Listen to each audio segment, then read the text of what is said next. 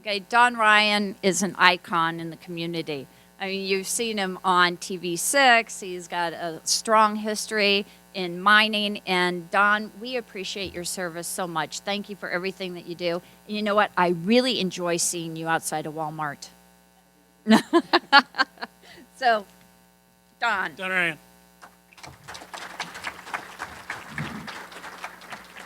Thank you, Tony. I think in this case, icon is another word for old. So I'd like to have the other panelists join us up here if they would, please, and I'll introduce them as we go along. But Robin Quigley, Matt Johnson, and Carlos Bertoni will be joining me here.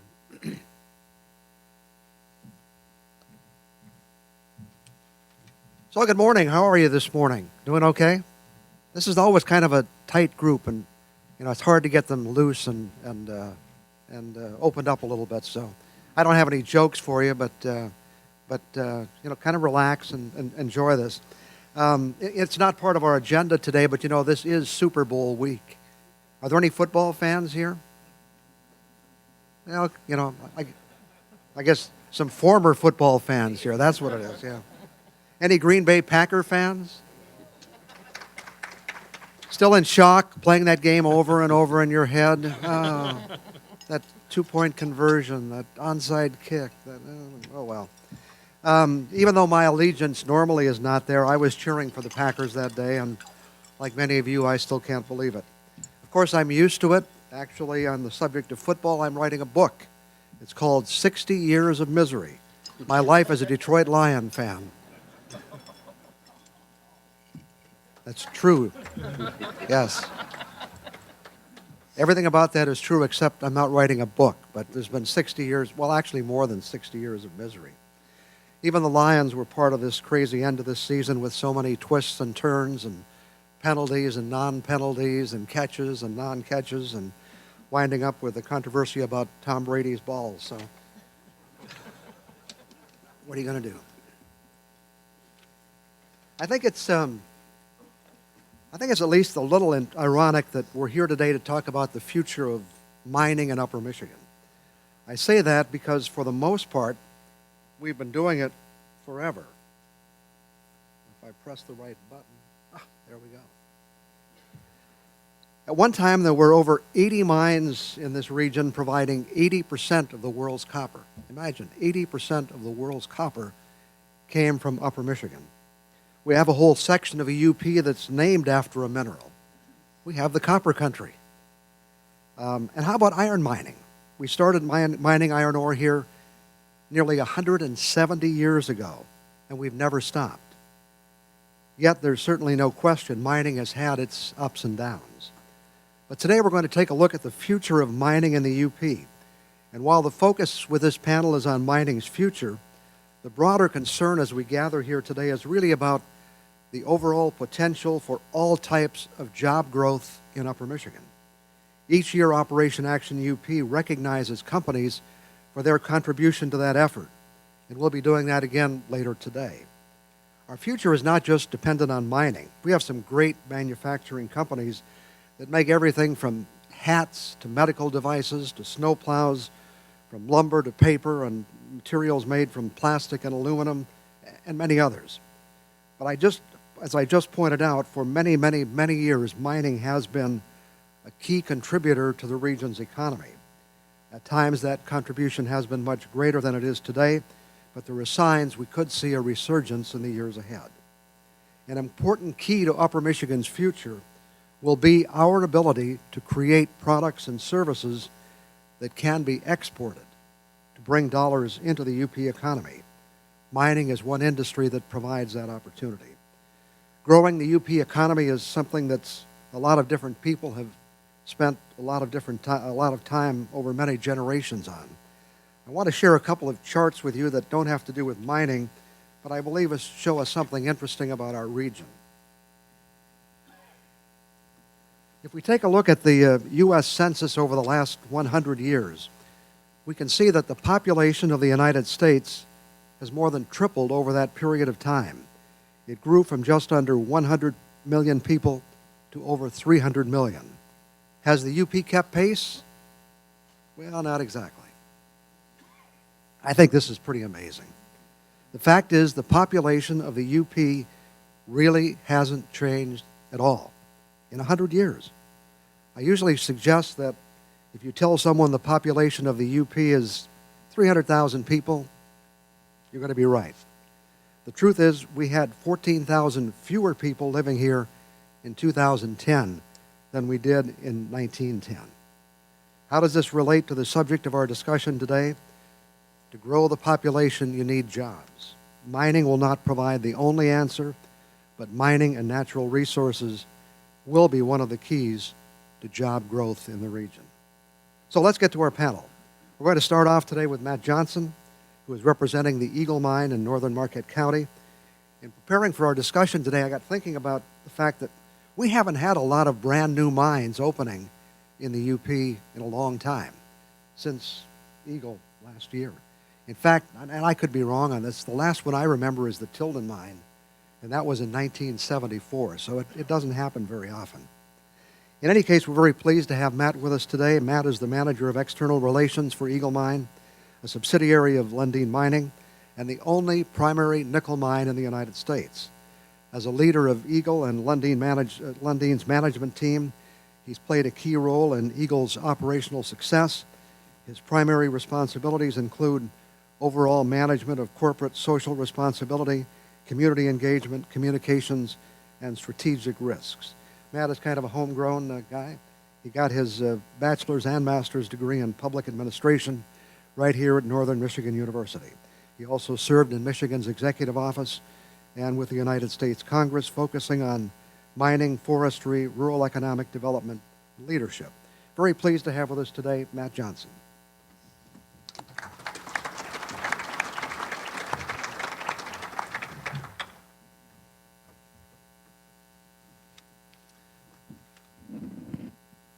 Good morning, everyone. I'd like to thank Operation Action UP for the invitation to be here today to talk a little bit about mining's future in the Upper Peninsula in Michigan. And also thank the Lake Superior Community Partnership for helping to support the Operation Action UP and organizing the event today. As Don mentioned, I hold both of my degrees from Northern Michigan University, and there was a kind of a transition that happened here just a couple months ago with my job now working for Lundin. It reminded me of when I graduated with my bachelor's degree from Northern. And, you know, my parents came up for the graduation here at Northern. I was a December graduate in 1994. And my present from my dad was an envelope. And I took that envelope from him and I opened it up, and it was my car insurance bill for my truck. And he said, congratulations on your graduation from the university. You're on your own. And then as he was walking away, he said, by the way, you no longer have health insurance. That kind of reminded me of what happened a few months ago. Eagle went into operation. We are now an operating mine, producing concentrate and selling it, which means there's no more money no more support coming from corporate. We are now self-sustaining. We have to pay our own bills. There's no more magic money, as I like to call it. And so that opened up kind of a whole new world for us at Eagle to find efficiencies, to make sure we're operating responsibly. And so I'll talk a little bit about that today and what risks those provide in the future of mining in the UP. I'd like to explain a little bit about this photo. This is a piece of art made by a local artist from the Moonshine Art Gallery in Michigami. We invited a group of artists over to the mill last summer during construction, and they came up with all sorts of different pieces that were on display in the Moonshine Art Gallery. It was somewhat disappointing to us, actually, that none of these pieces will have prints. They're all originals. They're all for sale. And obviously, we bought several of them. This piece right here really kind of captures all of our operation, all of our project, with many different representations. And it's now hanging in our office at the mill, if you would ever like to come visit us and take a look at it. A little bit about Lundin. Lundin is a global mining company. It has been in a growth pattern for the last couple of years with two major purchases, with, of course, the purchase of Eagle and the purchase of the Candelaria mine just a few months ago in Chile. We operate in Portugal, in Spain, Sweden, the Democratic Republic of the Congo, Finland, and of course now the new country we're operating in, Chile. This becomes fairly important to us from a strategic point of view simply because of the fact that we've been able to diversify globally. Diversification globally softens geopolitical risk, and I'll talk more about that in a moment. If you look at our commodities of what we actually produce, copper, 64% of the sales from Lundin Mining. Nickel, zinc, cobalt, and lead, nickel 17%. But by country, what's really quite interesting is that 33% of our commodities are sold out of now the Candelaria mine in Chile, and then 19% here in the USA, out of the only primary nickel mine, as Don said, in the US, here at Eagle. That's 53% of the commodities of the product that Lundin sells. 53%, and these are two recent purchases by Chile, or by Lundin.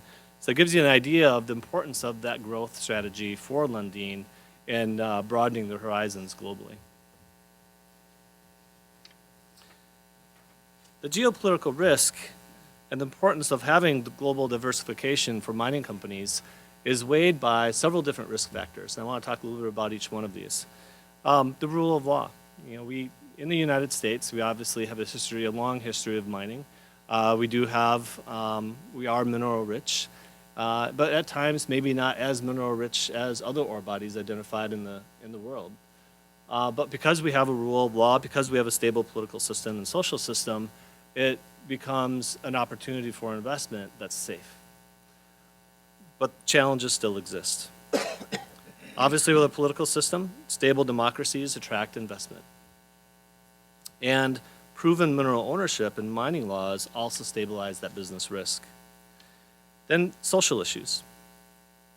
It may not be a big surprise to everyone that what continues to be really the highest risk factor for global investment in mining are social risks. And to offset social risks, to identify social risks, we look at the fact that mining companies need access to roads, to ports, to water, to land, to the actual mineral. And without that access, a mining company cannot be successful. So we hear buzzwords like social license or sustainable development. Corporate social responsibility is what we use now. These are all very good concepts and are very beneficial to interactions and collaborations between mining companies and the communities in which they work in. But at times they're used by mining companies to simply qualify their project. They're also used by environmental NGOs against mining companies and mining projects that also want to be developed. So what we need to do is make sure that these concepts are integrated into the actual management of the operation of the company. How do we do that? At Eagle, you know, when I talk to the other managers, I come up with a concept and I repeat it fairly often, and that is, you know, every decision we make internally at Eagle, every operational decision we make has an impact outside of our fence line, has an impact in the community. That impact is either positive or negative, but it's never neutral. So it becomes the mining company's responsibility then to understand what the mitigation factors are for those impacts outside of that fence line. It's not always easy. It's not easily done. It's easier just to kind of move on and make your decisions and move forward with your business, while, you know, that becomes a pretty significant risk if you don't manage that. You know, if you don't manage those impacts in the community. But the only way that we can really mitigate that is collaboration with the community, with the stakeholders, with local government.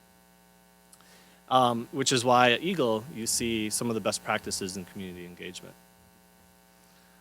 Other risks too for investment, either globally or here in the U.S., are permitting delays.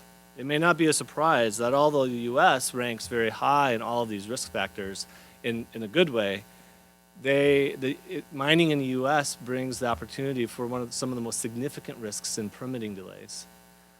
We hear this all the time. There's many articles written about it. It's an ongoing issue. We have many examples from Eagle that show permitting delays can harm a business and jeopardize the future operation. But what we have in Michigan is quite unique because if you didn't know, Michigan has delegated authority from the EPA to manage its own environment. Having the opportunity to work with Michigan regulators, so the DEQ and the DNR, offers an opportunity to make decisions in a timely manner.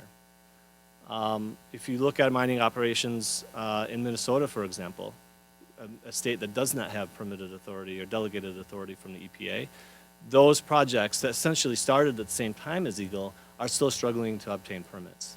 This is a significant issue in the U.S. for any future mining development that we might have, but in Michigan, we feel that one of the most important factors for our success at Eagle is the fact that Michigan has delegated authority from the EPA. Corruption. When we operate in different countries, when you're a global operation, you work in countries that have sometimes corrupt leadership, corrupt cultures, and we hear things called process payments. If you want to get your permit reviewed or approved, you have to make a process payment. If you need your passport approved, you can come in the airport, there's a process payment for that.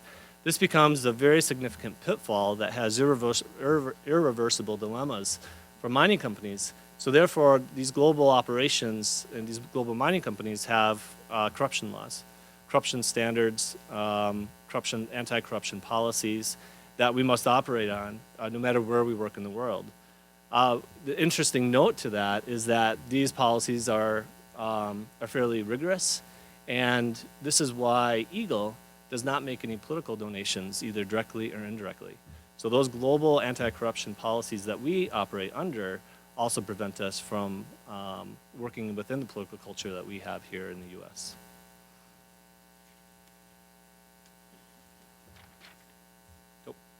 So if you look at these risk factors that I just talked about, what are the countries that come out on top? What are the best countries to invest in? What are the safest countries to invest in? Canada always comes out on top. No surprise, they have a very robust mining economy. You have Australia, the United States, and Chile. What are the two countries that Lundin chose to invest in? The United States and Chile. That opportunity then provides benefits to the community. As I said, the U.S. has a history of robust mining. The Upper Peninsula has a history of mining, of a strong mining economy.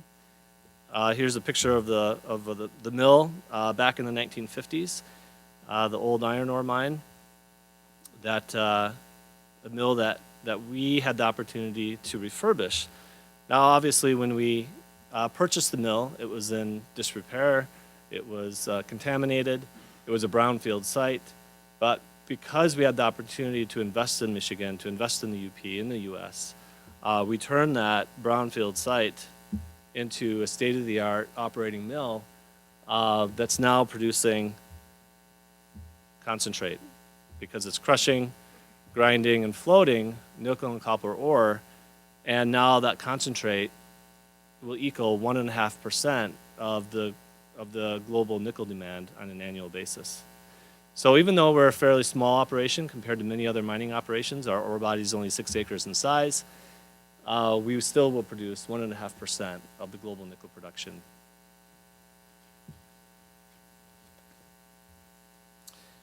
So other challenges also exist. Public infrastructure, transportation. Transportation's been on the front page of this month in the Mining Journal because of County Road 595 several times. It was always will be an ongoing debate. So a mining company must also look at the challenges of how do you connect your mine to your mill, how do you transport your product to ports, to the market. So there's significant investment opportunity, if you look at our rural nature of the Upper Peninsula, it's a necessity to build new roads, improve existing roads, build rail, even though some of that rail might have existed there, but because of the Rails to Trails program, that has essentially caused the opportunity to reinvest into new rail systems that previously with that infrastructure that was previously there. This is a significant investment for mining companies. This rail was only 4 miles long. It's a spur rail that we have coming out of the Humboldt Mill, which cost us $8 million. The public infrastructure that we did on existing roads was an investment of $44 million for Eagle, not including the power lines that we also had to rebuild going up to the actual mine site. So infrastructure improvements is also something that is a significant operational decision and risk to future mining in the Upper Peninsula.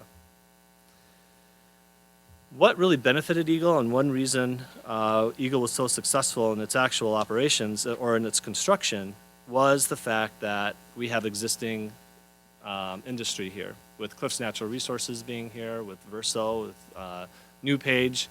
That existing industry created a network of skilled contractors that were able to bid on our contracts for Eagle and build Eagle, build the Humboldt Mill in one of the coldest winters we've had on record, and they did that on time and on budget. If it wasn't for existing industry in the Upper Peninsula, where we could feed off of the skilled trade that is here because of that industry, we would have had a much harder time building the Humboldt Mill last year. So what does all this mean for Eagle and for future investment in the UP? Mining begins last year, just a few months ago at Eagle, but exploration continues. Because we have done this investment, because Eagle helped pave the way with a new regulatory law in Michigan, a new non-ferrous mining law that we are now permitted under, because Eagle worked with the state of Michigan and the community on a new tax regime, a new severance tax. It took us 1 year actually to negotiate that. It wasn't always easy. Lots of disagreements in that process, but at the end we created a new law that's simpler and easier and beneficial to investment here in the UP. So it's this collaboration that we've had with all of our stakeholders that has helped make Eagle successful. So what that means for us is, if you look at the ore body on the right-hand part of the screen, this is the Eagle ore body, which is about 6 acres in size. It has an 8-year mine life. We'll be done mining in 8 years, but we are looking for more. Because of the infrastructure that we've already built, because of the work that we've done and the new permitting laws and the new severance tax, we certainly want to be here longer than 8 years. So exploration continues.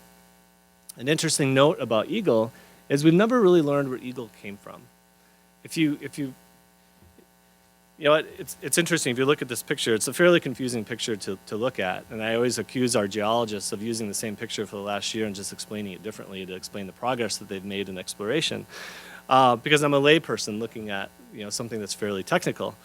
And he said, Matt, just picture Eagle as a pond, and every pond has a stream that feeds it. So we are now going upstream to try to find out where that mineralization came from. So Eagle was created by something, by some type of stream that fed it. But where is that? So if you look at on the right-hand side of the screen, the big blue shape, that is not an ore body. It's not a new ore body, but it does have some mineralization in it. And it's interesting to us because that is also fed by something. So where did that stream come from? If these are 2 ponds of mineralization, they have to be fed. And that's what we continue to look for. It could be down deeper. We're drilling deeper every day, but we are looking for more. So we would like to extend the life of the mine, but we're not there yet. So is it worth it? Why do we do all of this? Obviously, one of my goals when I first joined Lundin was to help create jobs in the community. We now have 400 jobs created by Eagle with a $24 million payroll.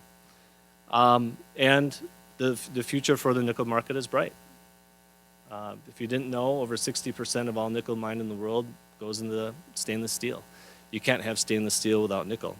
If you look at this particular graph, we see nickel demand increasing every year, which is good for Eagle, which is good for this community and the future of mining. Nickel in the rough.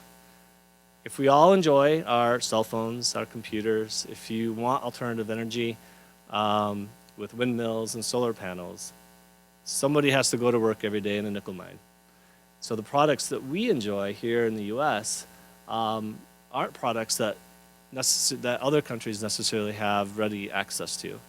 So people in the world want what we have, and that is going to come in the form of a product that's made from nickel. Thank you very much.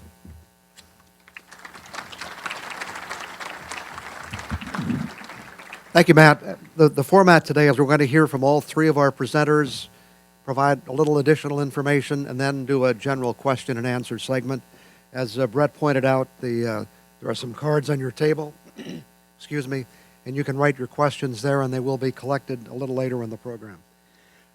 It's always interesting to me to hear the Eagle Mine story. I think you have to put yourself in that position. Suppose you had an idea for a business,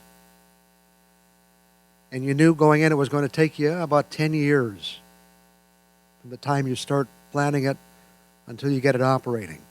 And you don't really know 10 years from now if anybody's going to want the product that you're going to sell, or at least at what price it's going to sell. Oh, and by the way, you're going to spend $1 billion before you take in $1. Interesting business. Not too many companies can handle something like that. The Eagle Mine story is just one example of the time and money involved in discovering and developing a mining project today. There's another interesting story in Menominee County. It's called the Back 40 Project. And I think we first heard about this probably about the turn of the century, believe it or not, going back almost to that time. Our next panelist is Robin Quigley with Aquila Resources. She and her husband Tom have been involved with mineral exploration since 1978, when they met at their first professional jobs. Since that time, they've formed a number of private companies involved with the exploration industry, including minerals processing, which purchased the Humboldt Mill in 1995. It's gone on to bigger and better things since then. But Tom discovered what's known as the Back 40 Project in 2001. They've since brought this project into the public sector, where over $60 million has been invested to bring it to the point where it is now. Robin has been involved from day one in this project and has worn many different hats during this time, including this one, filling in for her husband Tom while he's out making new discoveries. Robin Quigley.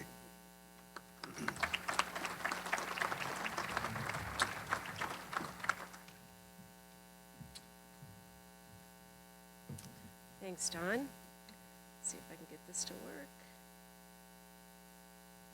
There we go. So I'm Robin Quigley with Aquila Resources, and here to tell you a little bit about the Back 40 project. As every public company, we have to have a disclaimer just saying that what I say may or may not happen. So we're a newly discovered zinc and gold-rich VMS deposit. We're located in Menominee County, Lake Township of Menominee County. And geologically speaking, the project is located in the western portion of the Paleozoic age Pinokian volcanic belt, which hosts a number of similar deposits, such as the Flambeau and Crandon in Wisconsin. The mineralization that we encountered includes sulfide-hosted base and precious metals, as well as low sulfide precious metal only zones. So at this point, we're in the advanced stages of exploration. Our discovery hole was drilled in 2002, and since then, we've drilled roughly 400,000 feet of drilling core. That's about 80 miles of drill core in about 550 holes. And we're really happy to say that all of that drill core has been put into a state-of-the-art warehouse, and it's all chronologically cataloged, and so any geologist or educator can come in and look and see what we have, and it's kind of an interesting thing. So each of these holes, each of those lines on that graph there show one of those 550 holes. And what we do is you drill a hole, you drill another hole next to it, the geologist analyzes it and then gets the results back and kind of connects the dots. So that's how we're able to come up with what we feel that the ore body looks like and what's there.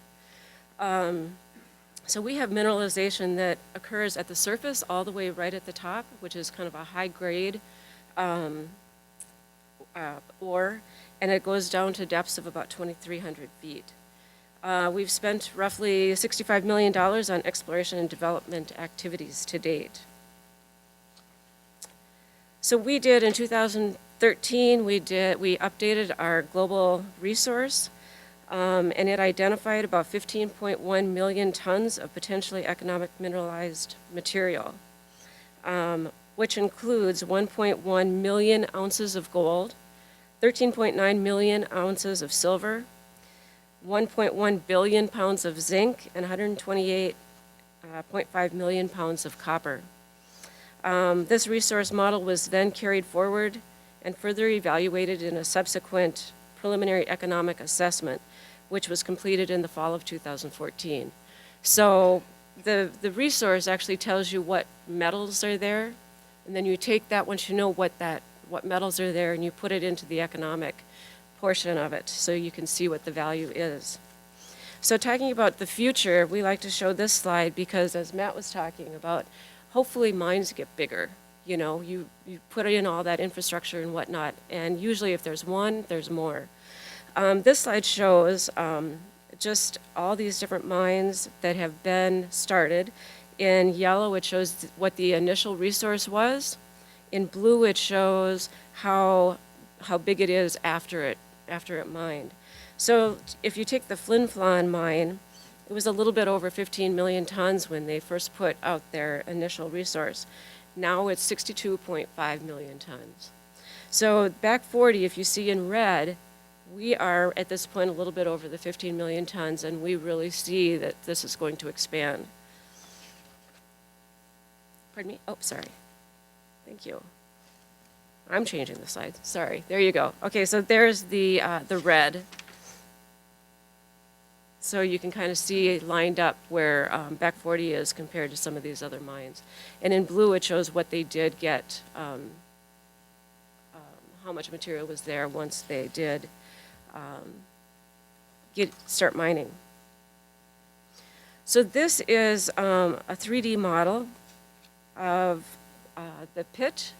So what we plan to do is an open pit mine to start with. And as I said earlier, there's gold mineralization that comes right to the surface. And so what we plan to do is to get all that, the stuff that's close to the surface by open pit, and then do an underground mine from there. Let's see. Yeah, the other thing that I wanted to point out is, like that previous slide, it keeps going. We have not drilled the bottom of it. We don't know where the extent of the drill holes are. So we're pretty excited about that. This is just kind of the infrastructure that we had planned for the preliminary economic assessment that we did. You can see the pit, which is about 70 acres, would be the total acreage just for the pit. The entire footprint is about 500 acres. So you can see where the pit is. Let's see, the overburden is down here. That's where we would stockpile the overburdens, and then once we filled it in, we would use that overburden again. We've got the processing plant facilities here, wastewater treatment, and tailings and waste rock management facility. And we do plan to backfill the pit in using those tailings and waste rock. We also find it very unique where the Back 40 is located. There's a lot of good infrastructure that's already in place. We're located about 8 miles west of existing rail line. We have ocean-going ports located within 50 miles of the project. There's an existing 138 kV transmission line less than 3 miles from the project. And we have a skilled workforce readily available. So the economics of this deposit, we figure, well, about 16.1 metric tons over 16 years is what we feel the mine life is.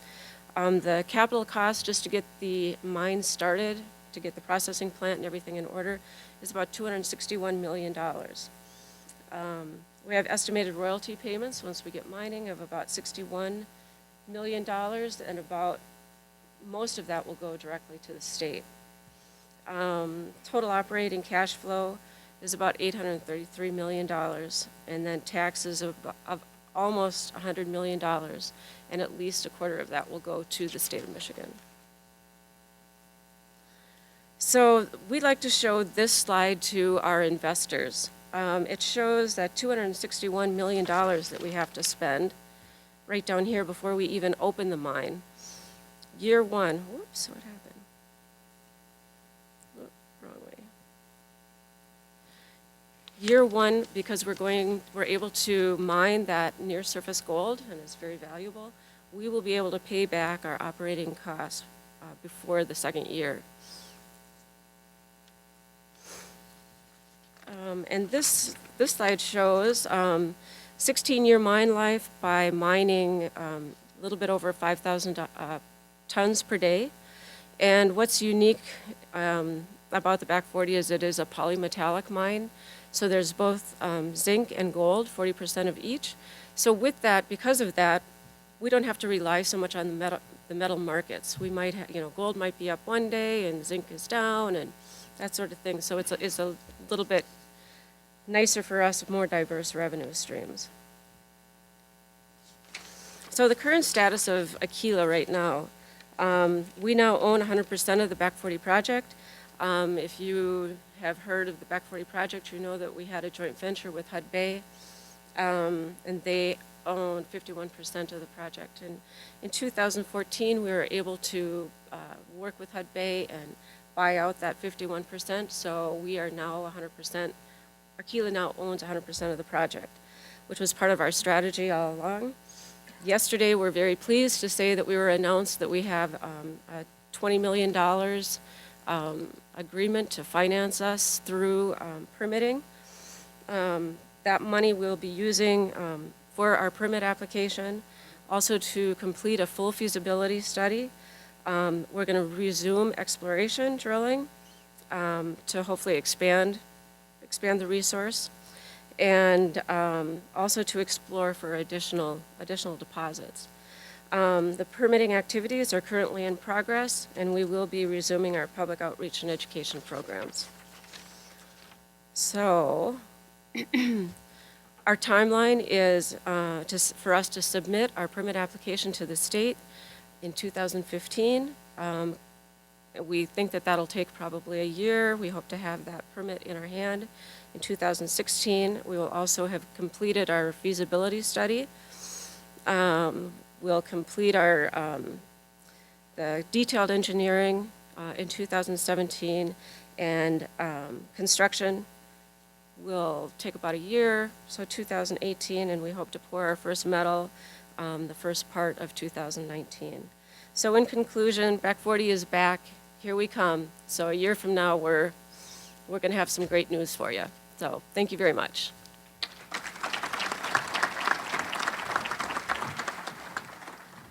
Thanks, Robin. And if anybody has a few $1 million sitting around in their pocket, they can invest, is that okay. So keep that in mind as you leave today. I said earlier that at one time there were over 80 mines in the copper country providing 80% of the world's supply of copper. Some of us still remember the robust copper mining in the Keweenaw, the Calumet, as well as the major development that came with the White Pine Mine, whole new community built around it. Highland Copper Company, a Canadian mining company focused on exploring and developing copper projects in the Upper Peninsula, is once again looking at those very same areas. Joining us today to talk about these efforts is Carlos Bertone, the company's Vice President, Project Development. Carlos is a geologist with 40 years' experience in mineral exploration, project development, and mining, having worked in North America, South America, Africa, and Eastern Europe in precious base and ferrous metals projects. He obtained a Bachelor of Science in Geology from the University of Brasilia, Brazil, and a Master's in Mineral Exploration from Queen's University in Canada. He's here today to talk about his company's interest in the Upper Peninsula. Carlos Bertone.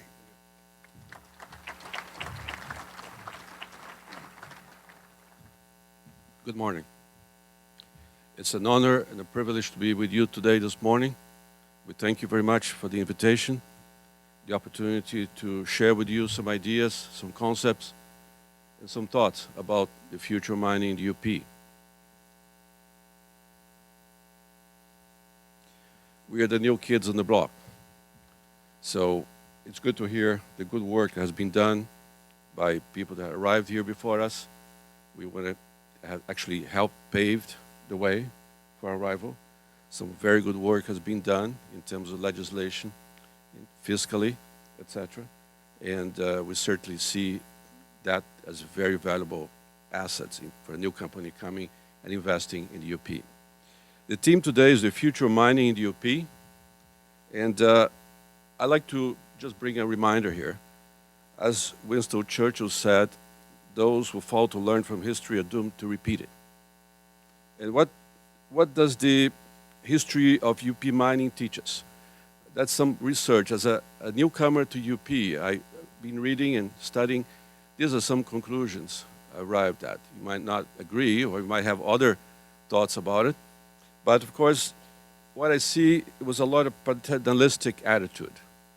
Was there a need to really build a town site of White Pine when Ontonagon existed, Wakefield existed, Berkeley existed? Do you want to create ghost towns when the mine closes down? Something you have to think about it. There's a reliance on imported workforce. That has changed dramatically. We do not need to bring miners from Cornwall anymore. But there's still work to be done here in training the young people to work in the new industry, in a sense. There's a history, but you talk to a lot of young people, they have no idea what mine is really about. And then there's a lack of sustainable planning. When White Pine closed 20 years ago, that was traumatic. It was not something that the community was not prepared for that. In my reading of what I see, that company did not really think about fostering enough businesses, enough activities, economic activities to live on, maintain the quality of life, and keep people in the region, and providing job opportunities at the time. Of course, it did create synergy with other industries. It helped the logging industry, helped industry, transportation, and many other activities, which was quite good. It helped this infrastructure. Your infrastructure here in the UP was really created mostly for the mining activities. At one point, you could take a train from Chicago, a passenger train, and go all the way to Ontonagon. When I visit the Miscoabic house in Calumet, the gas book, I see signatures of J.P. Morgan, Henry Ford. They didn't fly in, they took the train. So all that infrastructure was brought in and consolidated at the time. The capitals of industry, what were they doing in Calumet? Did not always use good environmental practices. That's a fact. We have to face reality. Putting stamp sands on the Lake Superior is not a good idea. Clear-cutting forest is not a good idea. We have come a long ways from that. Then there's also a lack of integration with Native Americans. I don't read Native Americans working actively in the mining industry. What can we do about that? And also this external dependence on capital. That still seems to be the case. We don't see local banking institutions, to my knowledge, are capable of financing a project like Back 40 that requires so many millions of dollars to build and to grow. That's something we also need to think about it. Again, continue a bit on history, which you look at White Pine, is a very illustrious history. 4 years of production, producing copper, ending in 95 or so. And of course, ups and downs, depending on copper, depending on mining practices, opportunities, etc. But it suddenly stopped in 95. It left pretty good legacy.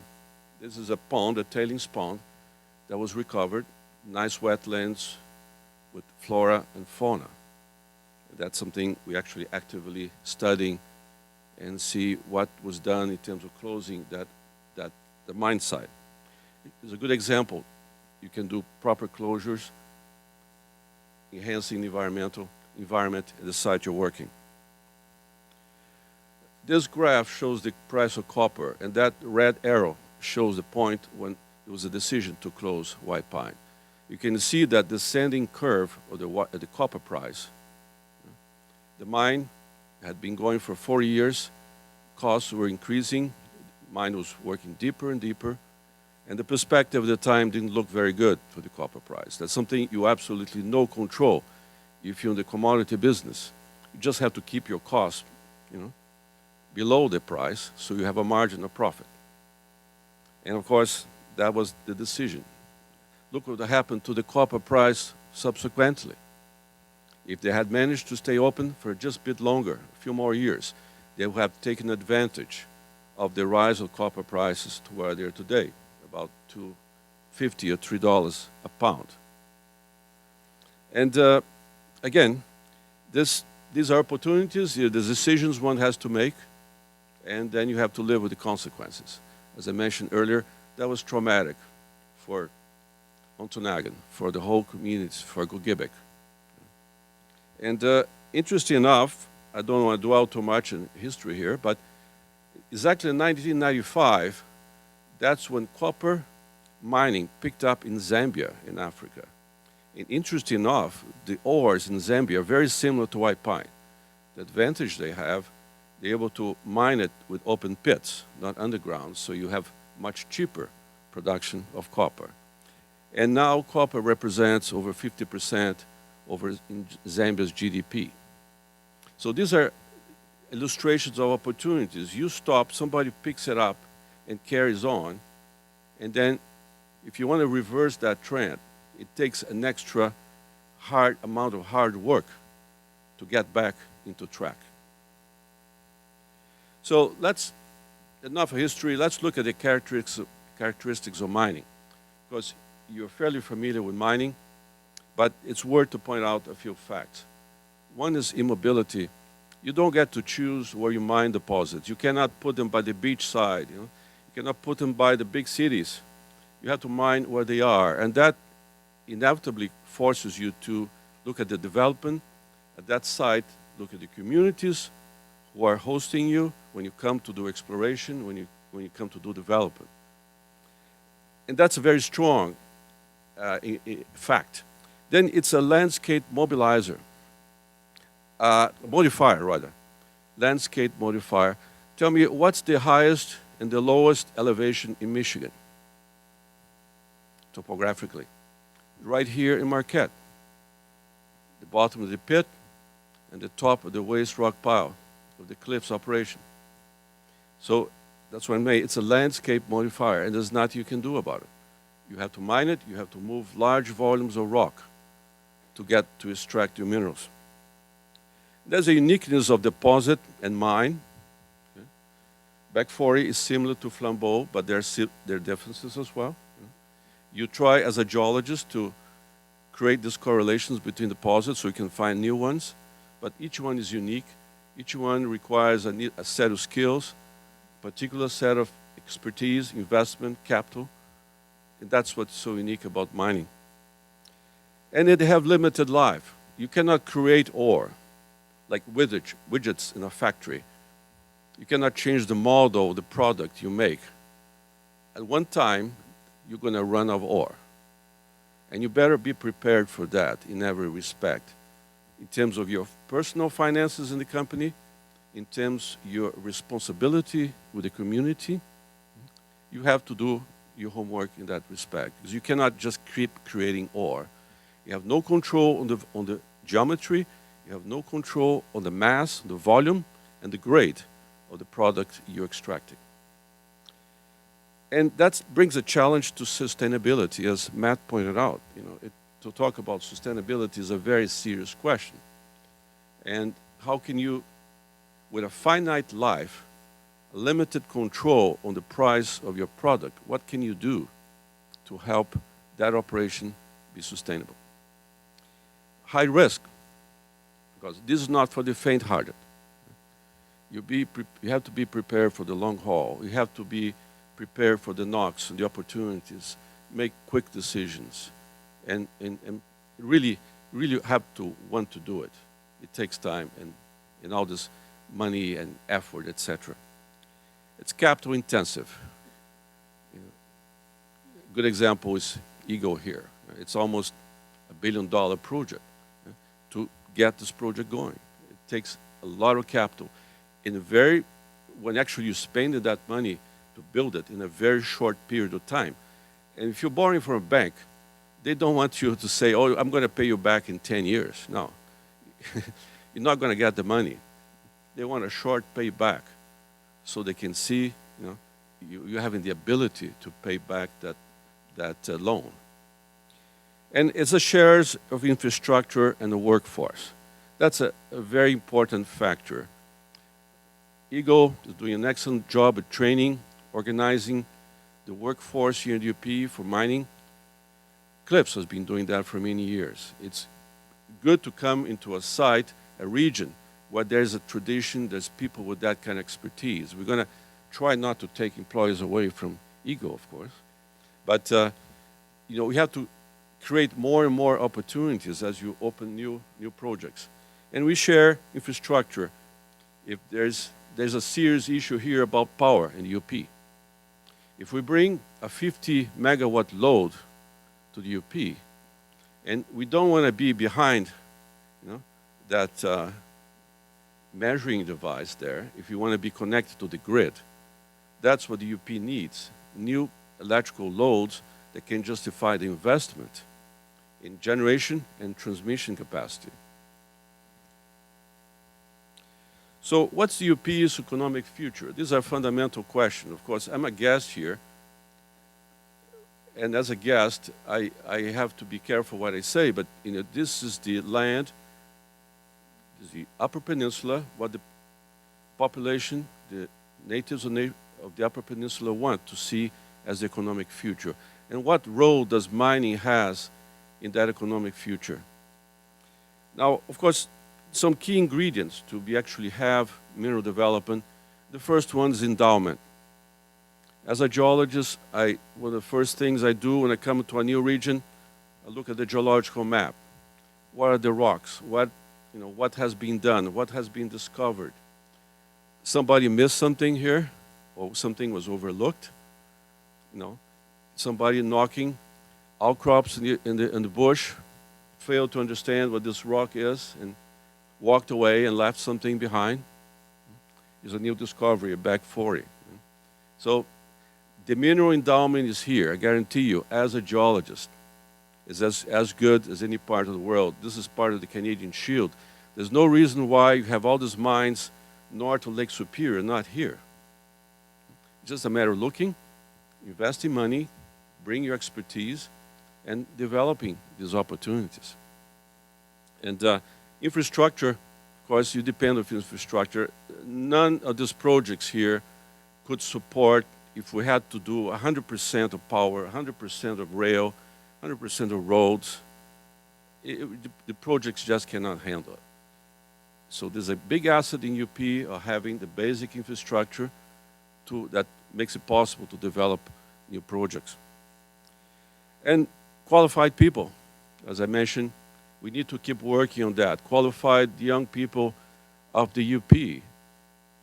When I visit the Michigan Tech, I notice so many foreigners, so many people from outside studying engineering.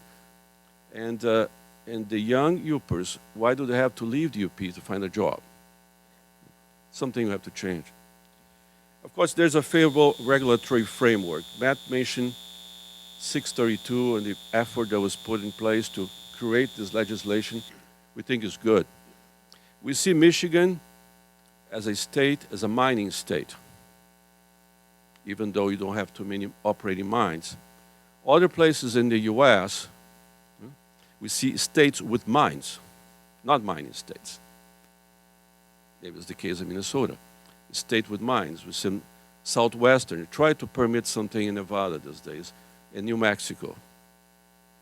So these are states with many mines, but not mining states when it comes to having good legislation. Not only the law, but the spirit of the law, the people behind the law putting into practice, working with. We are really impressed.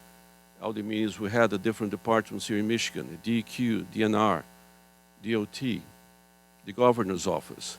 We feel welcome. When we say things, we feel people are listening to what we have to say. That's very encouraging. And investment. One has to invest. Things just don't happen without money. You have to be able to raise money in the markets. And as a Canadian company, of course, we're able to tap into the Canadian market. We're listed in the Toronto Stock Exchange, and that gives the opportunity to bring risk money. We probably spend about $40 million to reach a decision to spend maybe $500 million after that, just to reach a point in which you can make a decision to spend the significant amount of money. And if you don't have access to risk capital, that simply does not happen. This is what I was talking about, mineral endowment. I just don't want to dwell too much on the geology, but you have a very long history of iron ore, copper mining, a little bit of gold. All those red dots on the map are copper. The Western UP have all those copper deposits. We made a decision to focus on the Western UP, here in the peninsula down to that area, and focus on chalcocite deposits. Chalcocite being a copper sulfide mineral. It's a very good mineral to look after, and that's our focus. We're not going to do native copper. We're not going to do other things. We'll focus on chalcocite copper deposits, particularly down in White Pine and Copperwood. When you look at Wisconsin, south of the border, those yellow triangles, back 40 is right at the edge of the map of the border there. Those are all Flambeau, Crandon, those are all volcanogenic massive sulfide deposits. We're just sitting idle there. If the people of Wisconsin think they don't need mining, well, that's a decision they're making. They're going to have to live with it. But then they have to be prepared to have money to buy products out of mining when it comes to it. So if you want to be in the iron ore business, you have to have steely nerves. If you like roller coaster, that's the business for you. Of course, there's a long history of mining here, of iron ore mining in Michigan, in the UP. This is public information taken from analysts. If you look at the Cliffs operation, you can see that margin closing down. The price of iron is almost down to $50 a ton. That has a big impact in an iron ore operation. My interpretation that Cliffs, what's keeping them going is they have long-term contracts with local steelmakers in the Midwest. You can understand why Cliffs is looking for better energy prices. But there's a big cost in their, the operation. These are industries that we have to support, foster, learn from, and understand that business. We want iron mining to be successful here, not just metal, non-ferrous metals. And when you look, again, at the public information available annually, this is 2013 from their website, the economic impact of Cliffs here is $733 million on the economy in the UP. Now, if that was to close as abruptly as White Pine, you can imagine the impact, the trauma that would generate. So when you talk about future mining, you have to look carefully what's currently going on, or what's the basis of your economy, and the consequences of that if something was to change. Copper. Because when you're going to buy your Tesla, they're still not for sale in Michigan, I'm told. It will have twice as much copper as your Ford 150. You think you want to go green with solar panels and windmills. The more you go green, the more metal you need, actually, particularly copper or nickel, to make the products that are more energy efficient. So copper is there.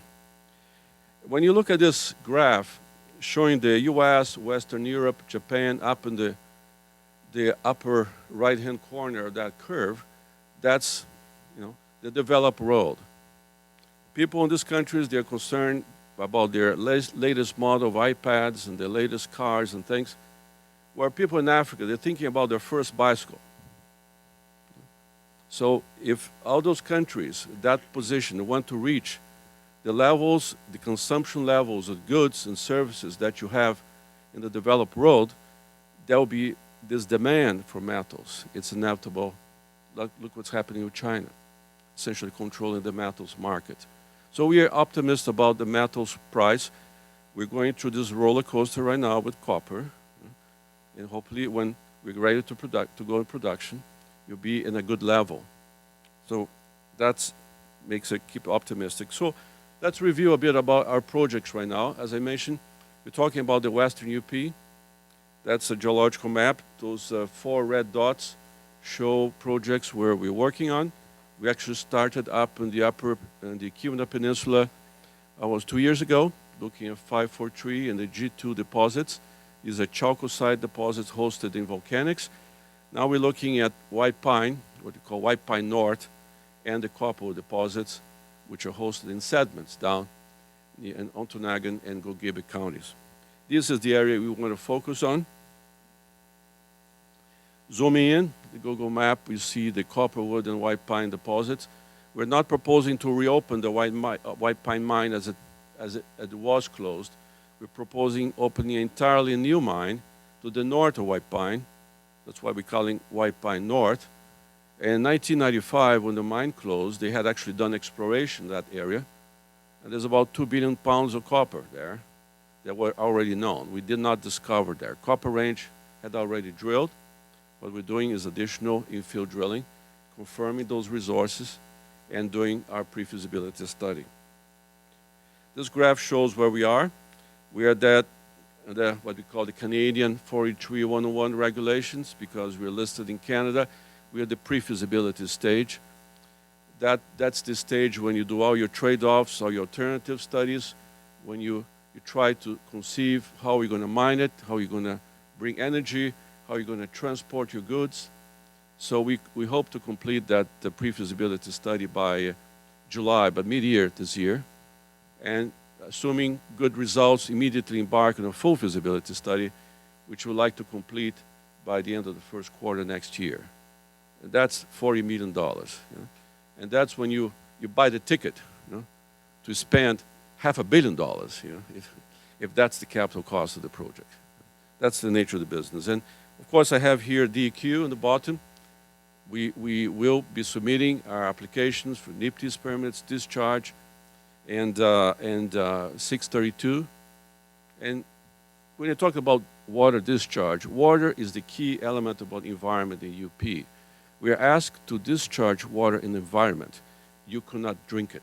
You could put your car battery, but it's so clean that you cannot drink it because it lacks the minerals and the metals you actually need. That's the standards here in Michigan, and we have to comply. That means very serious water treatment, very serious water management, which is one of the key ingredients about permitting things here in Michigan. We're currently drilling. We have 8 drill rigs. We have to drill through the tailings. We made ice roads on the tailings. We're busy drilling 90,000 feet of core, reaching the deposit, doing the infill to confirm the resources, their geometry, their grade, etc., so that we can complete the pre-feasibility studies. We're actively doing our environmental baseline studies. We have wetlands, of course. We're mapping them. We're understanding the flora and the fauna, all that work that needs to be done so you can actually learn what you're going to do with it. And then finally, looking forward into the future, I bring this quote. The critical focus is not on how mining can be sustainable, but how mining minerals and metals can contribute to sustainable development. That's something we're thinking hard about it. How can we approach this, and learning from lessons from Lundin, from other companies as well, who are already trying to put this in practice. We like to see future business partnerships. Some companies will receive congratulations later today for the work they've done. What we'd like to see is more and more companies growing here in the Upper Peninsula and being partners with us in this effort. So we just put a list here, some activities. We don't want to go into the trucking business. We don't want to do communication. We don't want to do catering. We don't want to go in the hospitality business. So these are opportunities. And we like to see the entrepreneurs here in the Upper Peninsula talk and sit with them. What can we do together to help them grow? And then one day, White Pine will close. There's nothing we can do about it. But those businesses will continue, creating opportunity, creating jobs, and allowing the young people of the Upper Peninsula to stay here, not to go to North Dakota to work in a drill rig. We like to sit with the entrepreneurs and work on this. And finally, opportunity creation. There's a 4 times multiplier. I don't want to quote how many jobs we're going to create here. We want to focus on opportunity and business creation. We have partners, community colleges, first-rate universities here in the UP. We're already sponsoring 4 senior projects at Michigan Tech on engineering, helping us work out some of the options we have to do with our engineering. We have challenges in power and transportation. This project will not happen. I guarantee you, it will not happen if the issues that we're facing with power in the UP are not resolved. If we don't see guaranteed power, if we don't see improvements in the railroad system, the project cannot afford to sort these problems out. We prepare to work in front of the meter, to be part helping to help new generation capacity, new transmission lines. We're helping improve the railroads and be clients of those railroads. But we have to tackle these infrastructure issues here. We buy products. We're currently thinking, what can we do with those tailings of white pine? Can we make an industrial product? Create other opportunities here. And vertical integration. We are planning as a base case sending out copper concentrate. But can we do better? Can we produce copper metal in the UP maybe? It requires energy. It requires other ingredients. We're not talking about a smelter, okay? I guarantee you. There's new technology. You can produce copper chemically, say, with electrowinning. That's something we want to look at. So that product, we vertically grow and create even more opportunities here in UP. Thank you.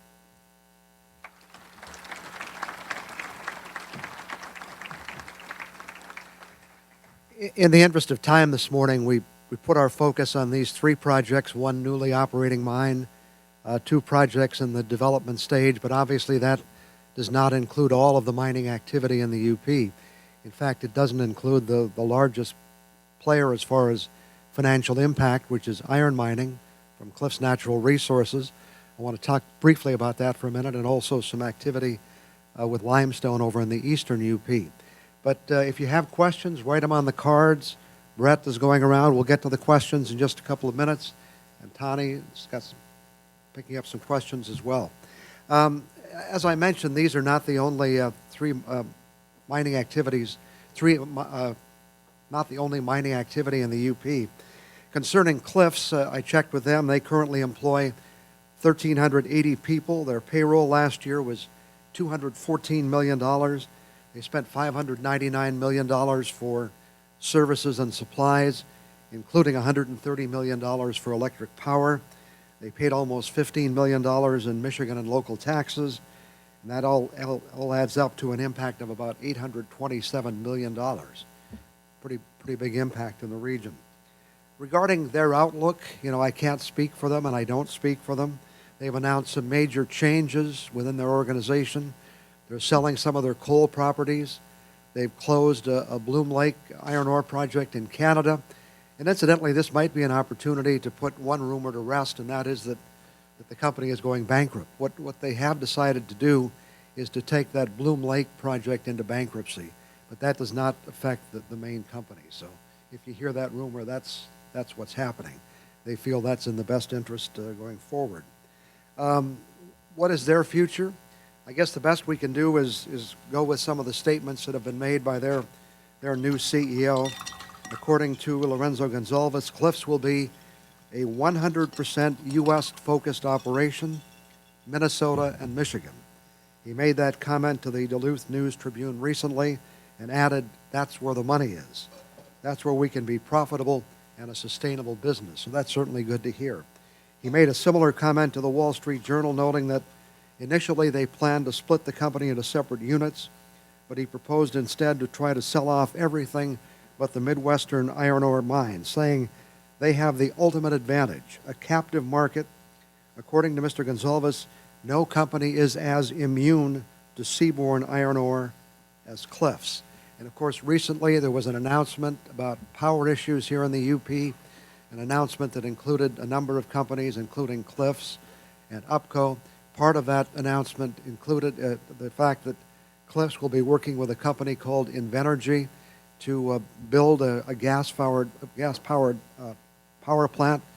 Commenting on that agreement, Gonzalez said, "The company appreciates the support of Governor Snyder in achieving the framework of a comprehensive deal with all parties involved that preserves the competitiveness and long-term viability of Cliffs' interests in the state of Michigan." Cliffs has previously said that its Tilden mine has resources that could last 25 or 30 years. Empire Mine is a different story. Current plans are to operate through 2016 with an option year of 2017, but the company is looking for active opportunities to extend the life of that mine. And obviously that impact is important. And just quickly regarding Graymont Mining, Graymont is North America's second largest supplier of lime and lime-based products. With its facilities across the United States and Canada, its Port Inland facility near Gulliver in Schoolcraft County produces high-quality calcium pebbles. The company is now looking to expand its limestone mining operations in the eastern UP. The new project is near the town of Rexton in northern Mackinac County. The initial phase is expected to create up to 50 direct jobs in local mining and transportation operations, plus up to 100 indirect jobs in the region. So that's also a good project. Let's see what kind of questions we have here. And again, if you have any, Brett is available to pick them up. If there is a 4x multiplier for each mining job created, do we lose 4 jobs as each mining job is lost? If so, how much entrepreneurial activity should we encourage? Anybody want to take a shot at that? You understand the question? I think I do. Okay. Carlos? That's exactly the point we want to drive. We need to create entrepreneurship in Michigan. I look forward to learn about the companies working here. Look forward to learning what contribution they can make to our projects. One thing about mining is a commonality of the training you can do. We're not going to build spaceships here, which is extremely high-tech and require such specialized labor that nobody else could use those skills. We're talking about very basic skills that can be shared with other industries. You look at chemists, welders, surveyors, heavy-duty mechanics, engineers. There are many other industries that share those skills: construction, civil engineering, fabrication, etc. So those 4 times I mentioned is the usual, refers to the number of persons related to your activity as service providers, etc. But that training goes much beyond those 4 people in terms of how it can be shared for other business. Here's a question for Matt. On present metal prices, how long would you estimate for Lundin to recoup its billion-dollar startup investment? I'm not sure if that's something you want to share or not, but answer as you would like. Yeah, let me go back to the first question. At Eagle, the community recognized what our strengths, weaknesses, opportunities, and threats were through mining and community focus groups that we've had throughout the years. In fact, there's one going on right now. It was highlighted on TV6 over the last 2 days. And so what we've done at Eagle is worked with the community to create programs that would encourage entrepreneurial development. One of those programs is Accelerate UP, where we want to encourage grassroots entrepreneurs, but for businesses that don't rely on the mining company, that don't rely on mining. Therefore, those jobs could be, and those businesses could be strong even after our mine closes. The other opportunity we have for local business development is the Eagle Emerging Entrepreneur Fund, managed by Northern Initiatives. That's a microloan program that Lundin Foundation helped initiate through a grant from our parent company. The metal prices today, obviously we'd always like copper prices to be a little higher than where they are, especially since copper prices are reaching the levels that they were at in 2009. Nickel prices, however, remain fairly stable, and that's been very beneficial to Eagle since that's our main source of income for the commodity that we sell. So to answer the question, I actually don't know. But it'll take a while.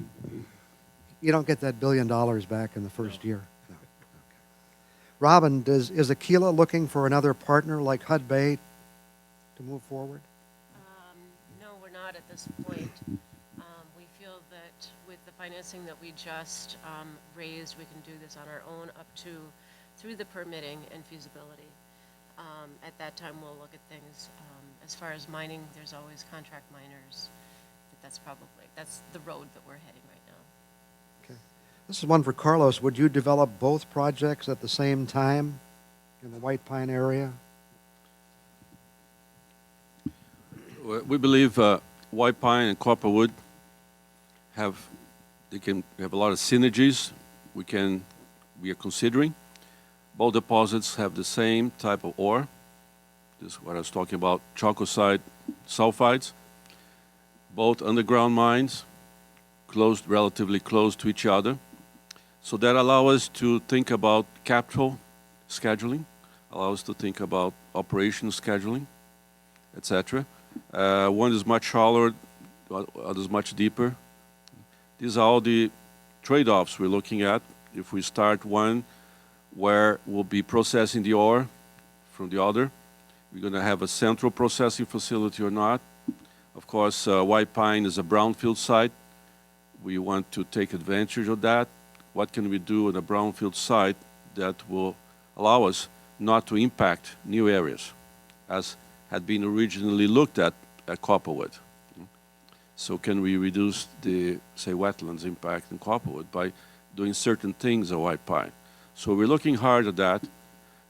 So we don't have the answers because the engineers are looking at that right now, and the decision has been made on both operation and capital scheduling. Here's a question. What can local communities and economic developers do to have an impact on sustainable energy as well as foreign competition? Two of our most current challenges to growth. Any thoughts from any of the panel? What can local communities do to support growth in the industry? If you maybe go back to the beginning of my presentation, we talked about some of the risks the risk factors that mining companies make. We want to know that we have safe investments, and that once that investment is made, the goalposts of whether it's a tax regime or permitting requirement doesn't change. Don't move the goalposts. So when we talk about foreign competition, if you look at the number one risk we have in the U.S., it's permitting delays. Again, we were able to avoid some of those permitting delays due to the fact that Michigan's a delegated state. However, if it took 12 years to get Eagle online, how long would have it taken to get Eagle online if you're in Chile or Canada or Australia? And it probably would have been about half that time. Therefore, I think we all need to kind of pay attention to that and what's going on throughout the country.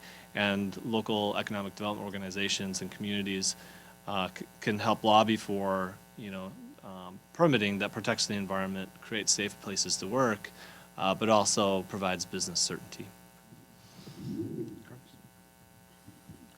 In terms of community, we feel welcome, we feel supported.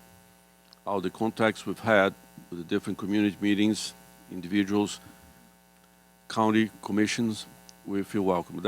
That's a very important aspect of this business.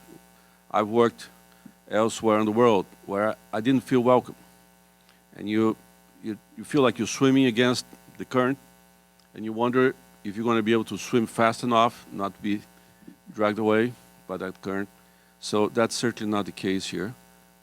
And then when you look at infrastructure, we have many things in common. Energy, power, for example, with the SSRs that you have been asked to pay in terms of power plants generating capacity here in the Upper Peninsula. Of course, nobody wants to see their electrical bills go up, if we bring new loads, say I mentioned something which is not engineered yet, but say a 50 megawatt load, that can help companies there and the energy generating business justify new investment. And that is shared by everybody, including the community. So the community has a key role in partnering with companies like ours and to accomplish improvements that at the end of the day will benefit everybody. So that support is essential, both practically, politically, etc. That's important for projects to flourish. I'm not sure about this one, Matt. Are you affiliated with Outokumpu in Oulu, Finland, the stainless steel plant? I'm not sure I said any of that right, by the way. So. Although I am the only person in the history of TV6 to co-host the Sumi Kutsu show, even though I don't speak a word of Finnish. So. That was pretty obvious with the way I read that question. No. And the answer is no. Yeah, we've kind of touched on this, but you know, are we confident the UP electrical infrastructure can support future growth? And the same would be true of workforce. Is it available out there? What do you all think about that? As it currently sits, no. There has to be improvements in the generating capacity, the transmission capacity. Because I'm not the one who's going to tell what has to be done, but they're clearly not there. Yeah, just I think Carlos spoke quite a bit about the energy issues the UP faces. So just to go back to maybe some of the workforce development and skilled trades, during the recruitment at Eagle, we had a challenge, and that is that we had committed to the community back in 2006 that 75% of our employees would come from the local community. So if skilled trades were not available to us locally, we would not be able to fulfill that commitment. And that was essentially our first promise to the community. So we took that very seriously. And when we recruited several hundred people to work for us in 2014, it went pretty well. We did find the skills that we needed, except for a few here and there. Some of those skills are actually experiencing nationwide shortages. This is one reason why we wanted to partner with the community with the middle college that was recently announced and highlighted by the governor of Michigan, to ensure that we continually have skilled trade opportunities for students coming out of high school and transitioning into the university. Here's a question, Matt. What impact does the rising dollar have on nickel exports? It's a great thing about not being the CFO of the company that some of these questions are more difficult for me to answer. It's interesting, though, that being the only primary nickel mine in the U.S. and now exporting that product, nickel concentrate, to Canada and to other countries, it's caught the attention of the U.S. State Department and the U.S. Department of Commerce. They want to know a little bit more about that. They want to make sure that that trade is happening without any unnecessary regulations from other countries, whether it's taxes or transportation regulations, whatever it might be. So although I can't really answer the question of what the rising dollar would do to our actual sales, I can tell you that the U.S. is quite interested in that new commodity that's now being imported out of the U.S. With that, we've probably reached the end of our time. On the matter of imports, as I mentioned earlier, the UP has to export products and services. We just have to get them out of the UP so some dollars come back into the United States, or into the Upper Peninsula. I really do want to thank our panel. It was great to have all of them with us today. It's given us some real insight into some of the challenges that the mining industry faces in the UP, and also the fact that we do have some opportunities for new growth and hopefully a resurgence of mining here in Upper Michigan. So thanks very much.